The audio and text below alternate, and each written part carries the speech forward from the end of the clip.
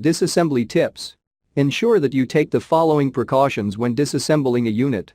Label each cable as you remove it, noting its position and routing. This will make replacing the cables much easier and will ensure that the cables are rerouted properly.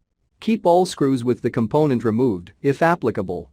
The screws used in each component can be of different thread sizes and lengths. Using the wrong screw in a component could damage the unit. If the unit contains light-sensitive components such as motherboard, memory module, CPU, hard disk drive, graphic card, store the component in its original ESD packaging to avoid damage. Please read the description below for more details about tools used to removal and replacement, static electricity. Note: the following video depicts a specific configuration of the notebook. The same removal and replacement procedures apply to all configurations of the notebook. Before you begin, remove the base enclosure, battery, and hard disk drive assembly. Removal.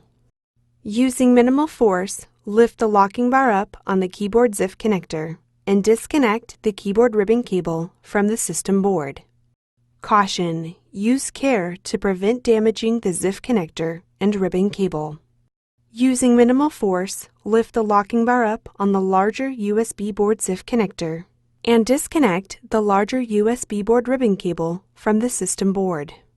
Caution: use care to prevent damaging the ZIF connector and ribbon cable.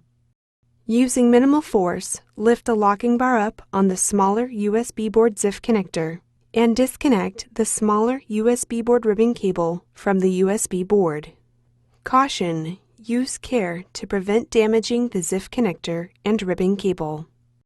Using minimal force, lift the locking bar up on the power button board ZIF connector and disconnect the power button board ribbon cable from the USB board. Caution: use care to prevent damaging the ZIF connector and ribbon cable. Remove the two 4mm P1 Phillips head screws that secure the USB board to the top cover. Lift the USB board off of the alignment pins on the top cover and remove. Place the USB board in a static dissipative bag.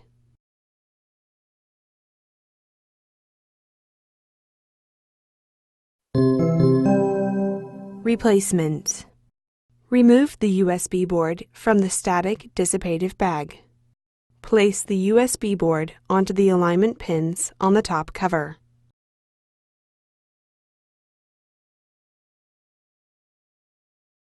Replace the two 4mm P1 Phillips head screws that secure the USB board to the top cover. Insert the power button board ribbon cable into the power button board ZIF connector on the USB board and press the locking bar down to lock the cable into place. Caution: use care to prevent damaging the ZIF connector and ribbon cable. Insert the smaller USB board ribbon cable into the smaller USB board ZIF connector on the USB board and press the locking bar down to lock the cable into place. Caution: use care to prevent damaging the ZIF connector and ribbon cable. Insert the larger USB board ribbon cable into the larger USB board ZIF connector on the system board and press the locking bar down to lock the cable into place. Caution: use care to prevent damaging the ZIF connector and ribbon cable. Insert the keyboard ribbon cable into the keyboard ZIF connector on the system board and press the locking bar down to lock the cable into place.